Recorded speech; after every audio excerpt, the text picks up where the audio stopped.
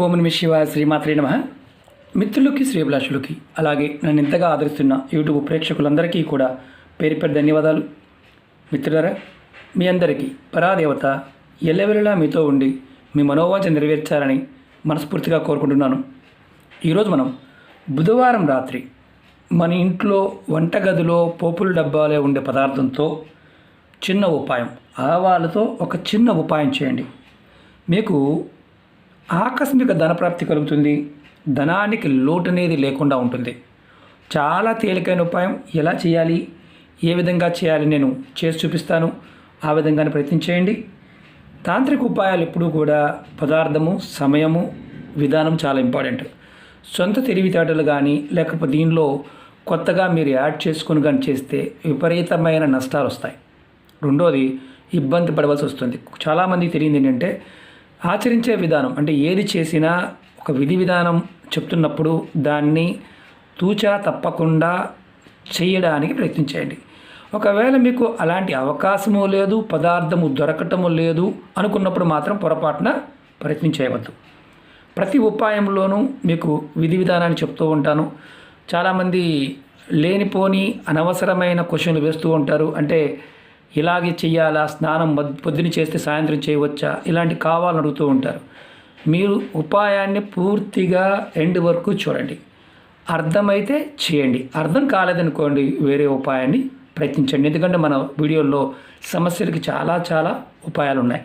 కాబట్టి మీరు వీడియోని పూర్తిగా చూసి స్కిప్ చేయకుండా చూసి ఎలా చేస్తున్నాను, ఏ విధంగా చెప్తున్నాను, ఏ విధంగా చేయమని చెప్తున్నాను అర్థం చేసుకోండి. అర్థమైతేనే చేయండి, అర్థం కాకపోతే పొరపాటును కూడా ప్రయత్నించేయవద్దు. ఇది నా విన్నపం. ఎందుకంటే చాలామంది అపోహలు ఎక్కువగా ఉంటాయి. అంటే కొంతమంది చాలామంది చెప్తుంటారు, గురువుగారు మీదే మీ వీడియోనే వేరే దగ్గర చూసాము, వాళ్ళు మీరు ఈరోజు చెప్పారు, ఈ పలానా డేట్ అని చెప్పారు, వాళ్ళు ఇంకో రోజు చెప్తున్నారు. కొంతమంది చెప్తూ ఉంటారు. మీ దురదృష్టం, వాళ్ళ అదృష్టం. ఎందుకంటే మీరు ఎంకరేజ్ చేస్తే అలాగే ఉంటుంది. ఎందుకంటే ఇది తాంత్రిక ఉపాయం అన్న విషయం మర్చిపోయి చెప్పేవాళ్ళు చాలామంది ఉంటారు. ఇది తాంత్రిక ఉపాయాలు. పదార్థము మనకి తేలికగా కనిపిస్తుంది, కానీ విశేషమైన శక్తి దాగి ఉంటుంది. సమయము, విధానము చాలా అవసరం. మనం పూజ చేస్తుంటాం, ఒక్కొక్క పూజ ఒక్కొక్క విధంగా ఉంటుంది. హోమం చేస్తూ ఉంటాం, అవి వేరువేరుగా ఉంటాయి. యజ్ఞం చేస్తాం, నోము చేస్తాం, అవన్నీ డిఫరెంట్గా ఉంటాయి. దానికి ఒక విధానం ఉంటుంది. అలాగే ఈ ఉపాయాలకు కూడా ఏదైతే చెప్పే విధానం ఉంటుందో దాన్ని పాటించండి. అంతేగాని దీంట్లో మీరు మీ సొంత తెలివితేటలు ఉపయోగించి మీరు నాకు ఈరోజు అవకాశం లేదు, నాకు ఈ తర్వాత చేస్తే నష్టమా అని చాలామంది అడుగుతూ ఉంటారు. చేసి చూడండి, లాభం వస్తే లాభం అని కామెంట్ పెట్టండి, నష్టం వస్తే నష్టం వచ్చిందని కామెంట్ పెట్టండి. ఎందుకంటే ఇది ప్రయోగాలు అన్న విషయం గుర్తుంచుకోండి. మనం ఈ ఉపాయం చాలా తేలికైంది. బుధవారం నాడు చేయాలి. బుధవారం రాత్రిపూట చేయాలి. ఆవాలతో చేయాలి. ఆవాలు ఇవి పొట్టు తీయని ఆవాలు, పొట్టు తీసిన ఆవాలు కూడా ఉంటుంది. దాన్ని వెళ్ళు ఆవాలు అంటూ మనం తెల్ల ఆవాలు కూడా అంటూ ఉంటాం. ఈ ఉపాయానికి మనం చేయటం వల్ల ఆకస్మికంగా ధనప్రాప్తి కలుగుతుంది. ధనానికి లోటు అనేది లేకుండా ఉంటుంది. మీరు చేస్తున్న ఉద్యోగం కావచ్చు, వ్యాపారం కావచ్చు, రోజు రోజుకి ఉన్నత స్థానానికి వెళ్ళగలిగే అవకాశాలు మీకు కనిపిస్తాయి. మీరు చేస్తున్న పనుల్లో ఆటంకాలు ఉంటే తొలగిపోతాయి. మీరు కొత్తగా అంటే ఏదైనా పని మొదలు పెట్టాలనుకున్నారనుకోండి, అంటే ఏదైనా ఒక పని కొత్తగా చేయాలనుకుంటున్నారు, అది ఆటంకాలు వచ్చి ఆగిపోతున్నాయి, దాన్ని కూడా చేయగలుగుతారు. మీరు చేస్తున్న ఉద్యోగము, వృత్తి, ఏ వృత్తి అయినా సరే, ఏ వ్యాపారమైనా సరే, అవకాశాలు రోజు రోజుకి అధికంగా వస్తాయి. ఇప్పుడు మనందరం పాండమిక్ సమయం నుంచి మెల్లగా బయటపడుతున్నాం. 24 తర్వాత నుంచి దాని ప్రభావం తగ్గుతుంది. మీరు జాగ్రత్తగా ఈ 4 రోజులు మనం జాగ్రత్తగా ఉండాలి. అలాగే జాగ్రత్తలు పాటించాలి. మనం ఈ సమయాన్ని మనం ఆర్థికంగా చాలా నష్టపోయి ఉంటాం అందరం కూడా. కానీ ఇక్కడ గుర్తుంచుకోవాల్సింది ఏంటంటే, అమ్మవారి యొక్క అనుగ్రహం మన మీద ఉంటే ఖచ్చితంగా ఎటువంటి నష్టాన్నైనా మనం భర్తీ చేసుకోగలుగుతాం. ఖచ్చితంగా అవకాశాలు ఇస్తుంది. జాగ్రత్తలు చాలా అవసరం. ఎందుకంటే మనం జాగ్రత్తగా ఉంటేనే ఏదైనా చేయగలుగుతాం.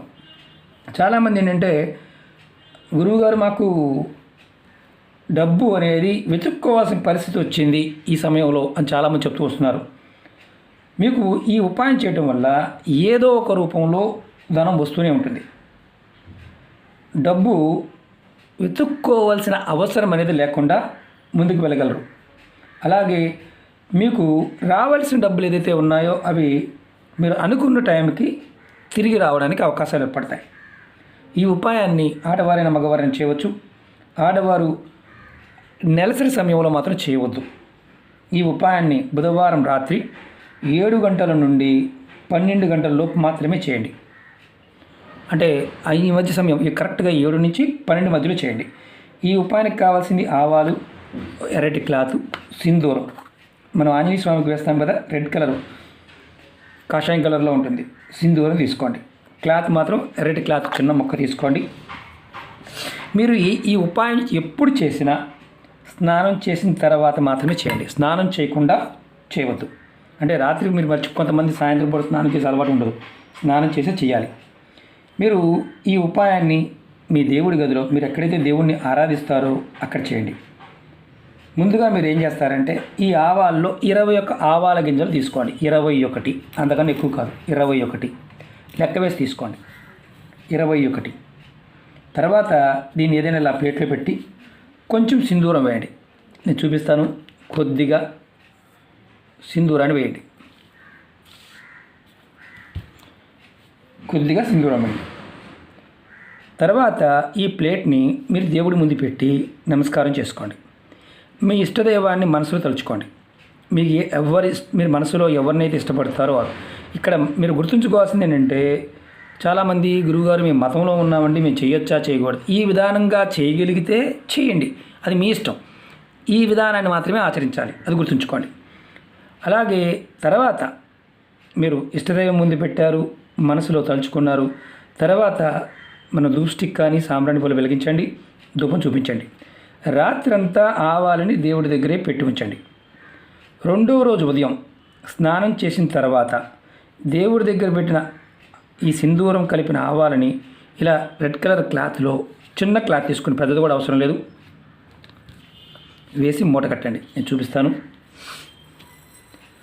మీకు ఎందుకు చూపిస్తున్నానంటే చాలామందికి అనుమానాలు ఎక్కువగా ఉంటాయి. రెండోది తప్పు వాళ్ళది కాదు. ఎందుకంటే కన్ఫ్యూజ్ అవ్వడానికి కారణం ఏంటంటే విధానం కొత్తగా చూడడం, విధానం తెలియకపోవడం, దానివల్ల కన్ఫ్యూజ్ అవుతూ ఉంటారు. అందుకే 1-2 సార్లు చూడమని చెప్తూ ఉంటాను.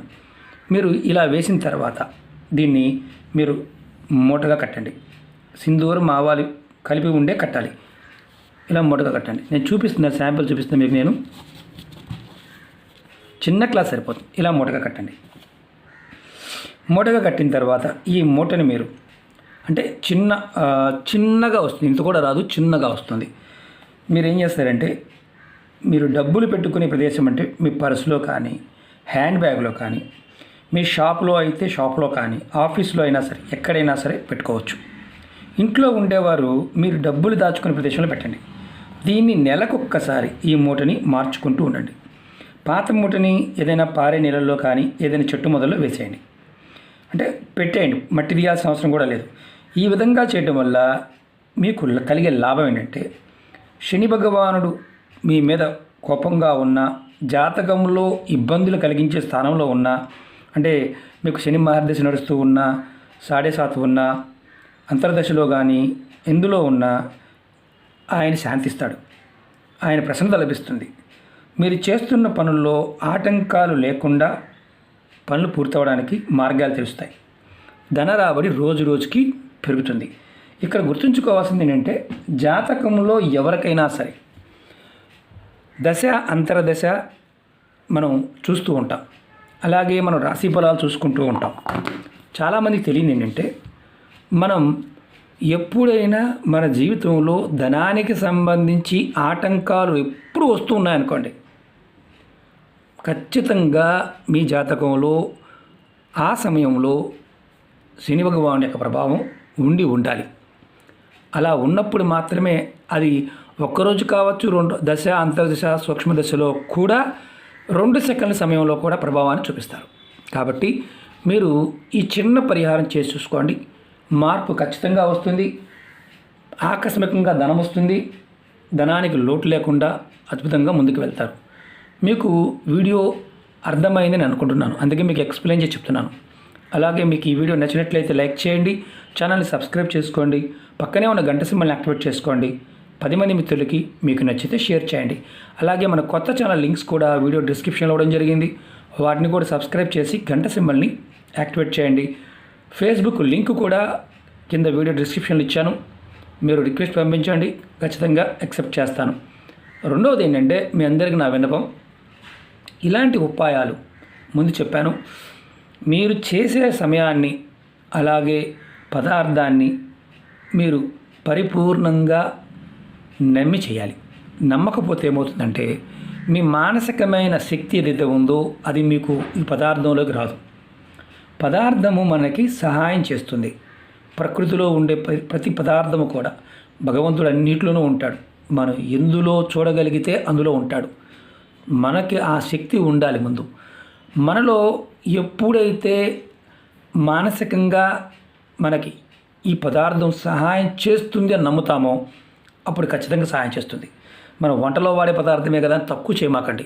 మనకు పెద్దలు చెప్తారు, అన్నం పరబ్రహ్మ స్వరూపం, బ్రహ్మము కూడా కాదు పరబ్రహ్మము సృష్టించగలదు.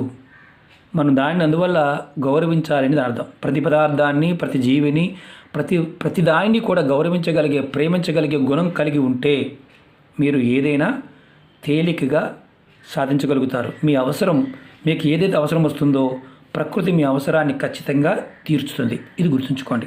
ఓకే మిత్రులారా, ఓం నమః శివాయ, శ్రీమాత్రే నమః.